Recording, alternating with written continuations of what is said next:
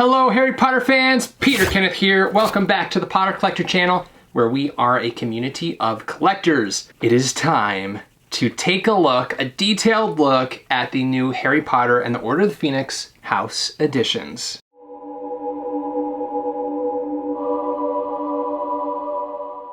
Before we begin, this video is sponsored by Grammarly. Grammarly is an online digital writing assistant that you can add to your browser and use almost anywhere. Grammarly offers two options: a free version that checks spelling and grammar, and a premium paid version, which includes in-depth writing feedback such as clarity, vocabulary, conciseness, and formatting. And that's in addition to the spelling and grammar checks. I use the premium version for YouTube video and Instagram picture descriptions and have really benefited from the clarity and conciseness suggestions. These tools help me take what is in my mind and transfer those thoughts into clear messages for you, the Potter collector community. The spelling and grammar checker has been a great tool for learning words, spelling correctly, and even using those tricky hyphens as they should be. I was recently stumped with the word in depth. Is it one word? Is it two words? Is it a hyphened word? Grammarly will know. In case you didn't know, it's hyphened. You can sign up for a free Grammarly account at grammarly.com/thepottercollector and save 20% off if you choose to upgrade to the premium version. All of that information is listed on the website. Check the description down below for a link. I've been waiting to look at these books for a few weeks actually. They've been here for a few weeks and I have not opened them. So I am super excited to finally look at these beautiful books. We have all four hardcovers and all four paperbacks in Gryffindor, Hufflepuff, Ravenclaw, and Slytherin. Now I call them house editions and not 20th anniversary editions because Bloomsbury has rebranded this set. You may have heard me talk about this in previous videos, but up to Harry Potter and the Prisoner of Azkaban, these books were called 20th anniversary house editions. They were released on the 20th anniversary of the particular book that it was representing. But in the year 2020, which would have been the 20th anniversary for Harry Potter and the Goblet of Fire, they rebranded and turned them into house editions and released two books in 1 year. So they released Goblet of Fire and Order of the Phoenix, which are right here, in 2020. Now, I'm clearly excited about this because if they hadn't rebranded, we would have had to wait 3 years to see these books and have them on our shelves because the 20th anniversary of Order of the Phoenix would have been 2023. And also with this rebranding and two books being released in 1 year, my assumption and hope is that in 2021, next year, that they will release the final two books, Half-Blood Prince and Deathly Hallows, where we would have had to wait until 2025 and then 2027 to get our hands on those books. But if all goes to my plan and they're both released next year, we will have all 7 books on our shelves, 4 more beautiful sets. No, actually 8 more beautiful sets because paperback and hardcover of the 4 houses. Now you may also be noticing the shirt I'm wearing. I'm gonna be an uncle. I'm so excited. I'm going to be the best uncle on earth. Sorry to all of you other uncles out there, but I'm going to be a funkle and cannot wait to meet the bouncing baby boy. But congratulations to my sister Laura and my brother-in-law Paul. The whole family cannot wait to meet little baby boy. All you other uncles, you better watch out. Okay, back to the Order of the Phoenix books. Let's set these aside and we're gonna take a look at, let's take a look at the paperbacks first because we always look at the hardcovers first and we never look at the paperbacks first. So let's do that. We also always start, although I think in the previous video I started with a different book, but normally always start with Gryffindor. Let's start with Hufflepuff today because I think we started with Ravenclaw last time. All right, this is my first time looking at these in detail and holy mother of pearl, there is a lot. Okay, I'm trying to figure out what this is. I think it's the floors of Hogwarts. There are different rooms and the different rooms have different things in them. Like there's like a Quidditch room with a snitch. We see Friends in a room. Friends is the centaur. There are different witches and wizards doing different things. Down here we have some flying happening. Some house elves in this left-hand corner. Wow, very, very detailed. And then on the back we have the same Hufflepuff crest that we see on all of the books. We saw this on the front cover of Philosopher's Stone, and we now see it on the back cover of all of the other books. The spine, very fun thing about the spine, but the badger in this case, because it's the Hufflepuff version, is in a different position for all of the different books. Let me grab the other ones to show you. So instead of making all of the spines the same, there's some small difference to the position that the badger is in, or really any of the animals that we're gonna be seeing. Look at that, isn't that so cool? Now all of these books were illustrated by Levi Pinfold, and he didn't have to do that. He didn't have to change the position of the animal on all of the books. And that's just one thing that helps make these books stand out. They're super detailed, the artwork is raised so it has a really nice feeling to it. And then I like that phoenix in the center. I'm curious, yeah, there is a phoenix in the center of each of these, but the surrounding artwork is a little bit different. And then we have a banner and it says Hufflepuff at the bottom, Hogwarts House Editions, J.K. Rowling, Bloomsbury, and then on the inside there is some additional information about Hufflepuff House, as well as some characters. We have a lovely portrait of Miss Helga Hufflepuff, one of the founders of Hogwarts School and the founder of Hufflepuff House. And then there's some information about Hufflepuff. Inside we also see a map of the Hogwarts grounds by Levi Pinfold. Then in the back of the book, there's usually a featured character and then additional information. Justin Finch Fletchley is the featured Hufflepuff here, and it shows him petrified with a basilisk behind him. So the characters that they feature, they don't necessarily correspond with the actual book. It's just a special Hufflepuff that they feature. And in this case, we have Justin, and he is petrified by the basilisk. All right, let's see what's next. Oh, that's it? Usually there's like a quiz and some more information in the back. I wonder if the hardcover has more information. Usually it's not the case that the hardcover has more than the paperback. And yeah, it doesn't. So they've just lessened the amount of information and removed the quiz, which is fine. But yeah, here's the Hufflepuff version in paperback. The side, top and bottom text block is yellow, solid yellow. Now on the hardcover, the top and the bottom are yellow, and then the side is striped. It has a striped pattern. You'll see that shortly when we look at the hardcover, but I love just the solid yellowness of this book. All right, next up, Harry Potter and the Ravenclaw edition. And this also looks like Hogwarts. It's a little hard to see. The Ravenclaw editions are hard to see. Let's see if it's easier to see on the black hardcover version. No, it's still pretty difficult. But we have a Quibbler at the bottom. Oh, how fun. So we have a Quibbler which represents Luna. Oh, I think Luna is actually there in the corner too. So we have Luna represented on this cover as she should be. We have two Thestrals, which I love. I love Thestrals and Hippogriffs. If you don't already know, they are my favorite magical creatures. So to see Thestrals featured on the front cover is very cool. Maybe the Ravenclaw common room. It almost looks like the Great Hall, but we have a Quibbler at the bottom and then Miss Luna Lovegood there as well. Let's see if there's anything else hidden. Okay, there's a prophecy at the top. Beautiful cover. And then in the center is that phoenix. On the bottom is that banner, which says Ravenclaw in the center in gold, and Hogwarts House Edition at the bottom. And then the spine features an eagle in flight. Now the previous Ravenclaw editions had an eagle kind of either just standing still or in mid-flight. So it's cool to see the eagle has finally taken flight. On the back we have that crest that we saw on Philosopher's Stone. And on the inside, oh, here is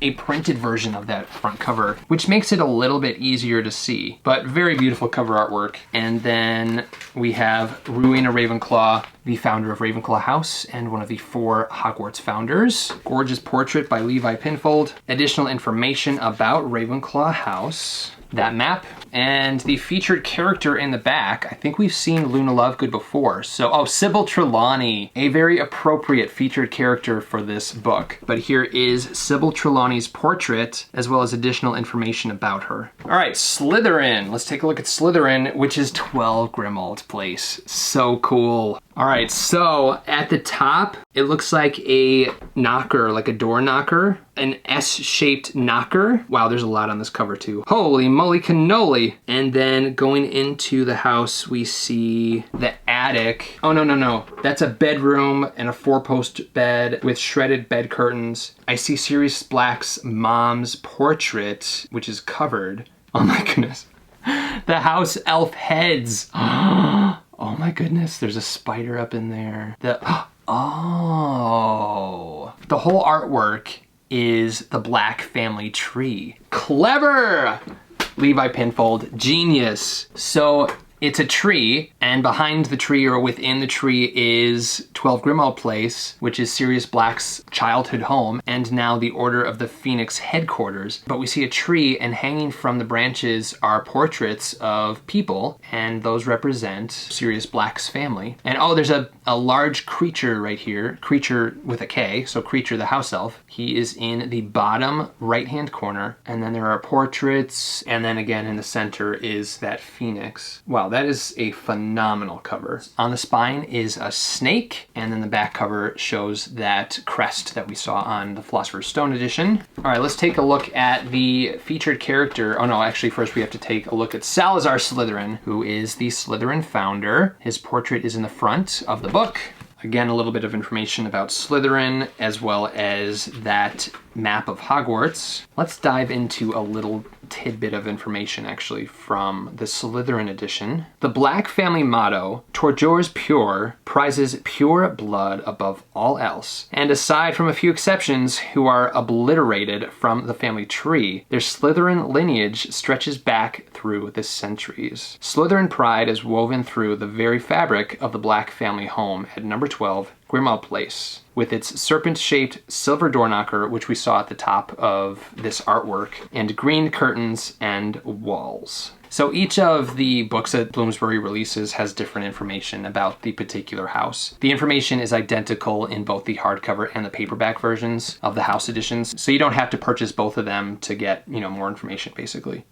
Oh, yuck. Okay, so I'm a Slytherin, but I don't like this person represented as the character of this book, even though it's appropriate that she's featured in Order of the Phoenix. Professor Dolores Umbridge. Oof, she is just horrible, but there she is, and then some information about her there. She definitely looks like a toad in this picture. Last but not least, in the paperback editions, Gryffindor. All right, Gryffindor, we have multiple things. So we have, at the bottom, we have Grop, who is Hagrid's half-brother. And Grop is surrounded by roses on one side and maybe some daisies on the other side. The Ford Anglia is parked on the bottom, and then a cauldron on the opposite side. There's a maculated boot down here on the cover artwork. Two buildings that look like the Burrow, but I'm not sure that the Burrow has two buildings. Maybe it does. I'm just gonna call them both the Burrow. Oh, maybe the right side is the house and the left side is like the barn, because there's like a chicken or something hanging out around there. And then we have the town close to the Burrow. And then at the top we have the archway and veil that Sirius Black falls through. I love seeing Levi's interpretation of the Burrow. Very, very cool, very wonky. And then once again, in the center is that phoenix. And here is the lion on the spine of this book. Aslan, or this Gryffindor lion, is on the move. And on the back cover, we have that Gryffindor crest. All right, first up, we have the portrait of Godric Gryffindor, the final founder of Hogwarts and the founder of Gryffindor House. Information about Gryffindor. And on this information page, there's a little picture of the Weasley clock, which tells Mrs. Weasley where her family is located at all times. The map of Hogwarts. And who would be a prominent Gryffindor that would be featured in this book? Maybe Sirius Black? I'm gonna guess Sirius Black or Professor Lupin. It is Sirius Black. I was correct. Sirius Black is featured in the back cover, but there he is. And then information about him is on the opposite side. Skills. Sirius was an animagus taking the form of a large, shaggy black dog. And behind him is a large, shaggy black dog. Beautiful covers. These may be my favorite covers out of all 5 of the books that have been released already. Really, really nice. Let's take a quick look at the hardcover editions. Here is Slytherin. We see that exact same cover artwork with all of the same details. The difference you're noticing is the background is black and the artwork is the house color. I still find it genius that Bloomsbury came up with this. The hardcover version of Philosopher's Stone in these editions was black with the green accents. Chamber of Secrets was green with black accents. Prisoner of Azkaban was black with green accents. So every other book is either black or colored. What that does on your shelves, it gives a striped pattern. Here are the 5 Slytherin edition hardcovers that Bloomsbury has released, and they are in this awesome striped pattern. When the other 2 books are released, Half-Blood Prince will be green and then Deathly Hallows will be black. black. They will look so cool on the shelves. But with the paperbacks, they started with Philosopher's Stone as green with black accents on Chamber of Secrets, and a black book with green accents or whatever the house color. So those are opposite the hardcovers, but still have that nice striped pattern. Also, as I mentioned, unlike the paperbacks, the side text block has this nice striped pattern on it. So it gives you multiple ways to display your books. You could rotate the books and have this really nice striped pattern with your bright house colored books. So there are plenty of ways to display these. I mean, you could turn all of them around and just display the text block. Again, the inside has all the same information. The snake on the spine is the same, and then the back cover features traits of the particular house. So in this case, Slytherin, it says pride, ambition, and cunning as some of the traits of a Slytherin. Hufflepuff, I love the bright yellow Hufflepuff books. Whether it's a black background with yellow accents or a yellow background with black accents, the Hufflepuff version always pops. And this one is no exception. It just pops. Look at that. Isn't it gorgeous? That same badger, and then dedication, patience, and loyalty are the traits of a Hufflepuff and featured on the back cover of this book. And then there's that striped text block. All right, 2 books left. Ravenclaw. I'll show the striped text block first. Here is that cover artwork. And on the back cover, the traits of a Ravenclaw: wit, learning, and wisdom. Last but not least is Gryffindor. Here is that artwork, the front cover. That colored text block.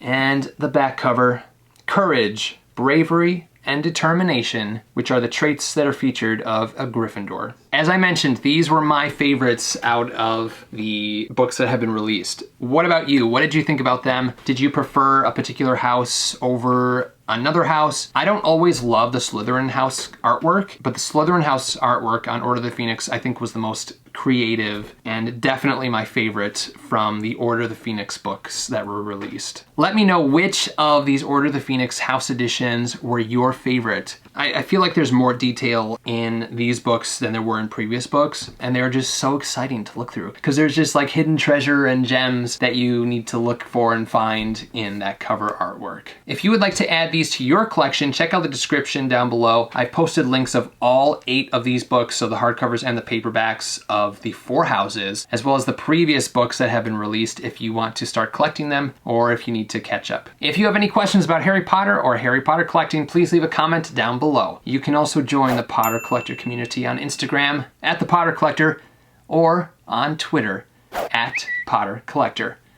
Now it's time to like, comment, subscribe, and until next time, keep collecting. Thank you so much for watching. If you're new here, welcome. You can subscribe right up here. You can also look at some previously posted content down here. If you have any questions about Harry Potter books or collecting, please feel free to contact me. I'm always happy to help. But for now, I must go. See you next time. Whoa, where'd he go?